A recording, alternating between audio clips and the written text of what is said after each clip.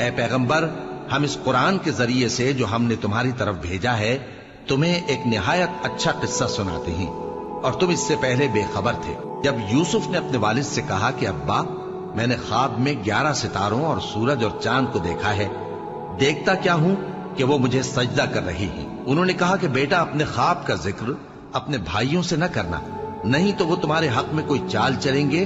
کچھ شک نہیں کہ شیطان انسان کا کھلا دشمن ہے، اور اسی طرح اللہ تمہیں برگزیدہ و ممتاز کرے گا اور خواب کی باتوں کی تعبیر کا علم سکھائے گا، اور جس طرح اس نے اپنی نعمت پہلے تمہارے دادا پر دادا ابراہیم اور اسحاق پر پوری کی تھی، اسی طرح تم پر اور اولاد یعقوب پر پوری کرے گا۔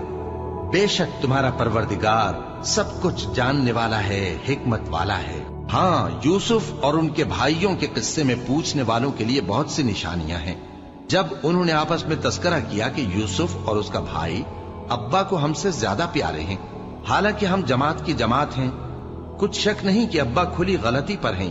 یوسف کو یا تو جان سے مار ڈالو یا کسی ملک میں پھینک آؤ، پھر ابا کی توجہ صرف تمہاری طرف ہو جائے گی، اور اس کے بعد تم نیک لوگوں میں ہو جاؤ گے۔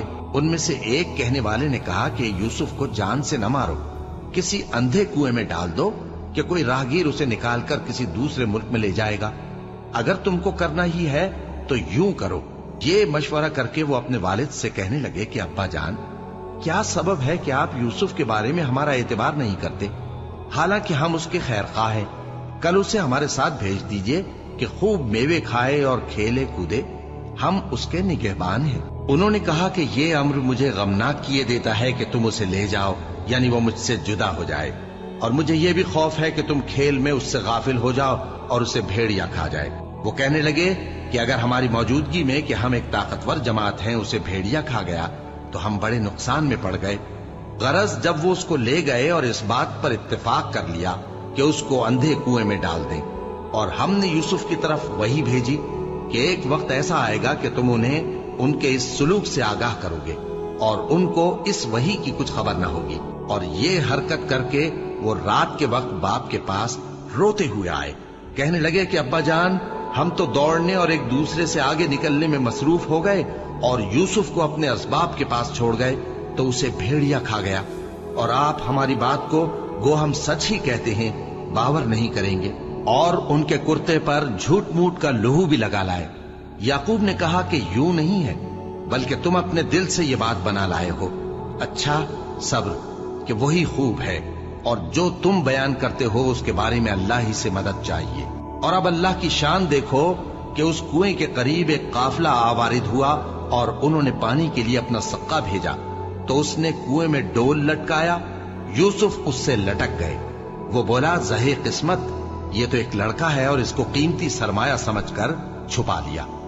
اور جو کچھ وہ کرتے تھے اللہ کو خوب معلوم تھا، اور انہوں نے اس کو تھوڑی سی قیمت یعنی معدود چند درہموں پر بیچ ڈالا، اور وہ اس سے بیزار ہو رہے تھے۔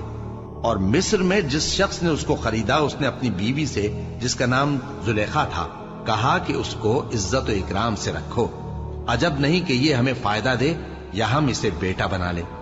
اس طرح ہم نے یوسف کو سرزمین مصر میں جگہ دی، اور غرض یہ تھی کہ ہم ان کو خواب کی باتوں کی تعبیر سکھائیں، اور اللہ اپنے کام پر غالب ہے لیکن اکثر لوگ نہیں جانتے۔ اور جب وہ اپنی جوانی کو پہنچے تو ہم نے ان کو دانائی اور علم عطا کیا، اور نیکوکاروں کو ہم اسی طرح بدلہ دیا کرتے ہیں۔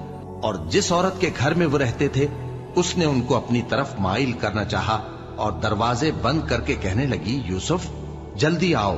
انہوں نے کہا کہ اللہ پناہ میں رکھے، وہ یعنی تمہارے میاں تو میرے آقا ہیں، انہوں نے مجھے اچھی طرح سے رکھا ہے، میں ایسا ظلم نہیں کر سکتا، بے شک ظالم لوگ فلاح نہیں پائیں گے۔ اور اس عورت نے ان کا قصد کیا اور انہوں نے اس کا قصد کیا۔ اگر وہ اپنے پروردگار کی نشانی نہ دیکھتے تو جو ہوتا سو ہوتا۔ یوں اس لیے کیا گیا کہ ہم ان سے برائی اور بے حیائی کو روک دیں، بے شک وہ ہمارے چنے ہوئے بندوں میں سے تھے۔